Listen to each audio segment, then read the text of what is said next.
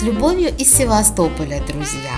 Короткое видео показываю, как я использую подсвечник, который делала на канале. Ссылочка наверху. Петушки новогодние.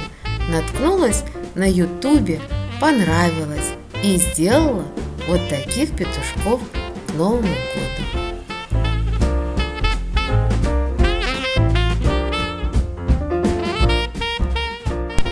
В плетеную корзинку я поместила можжевельник, игрушки новогодние и шишки.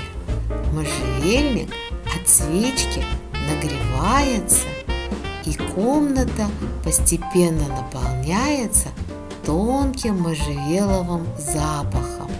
Такая вот замечательная новогодняя фитолампа.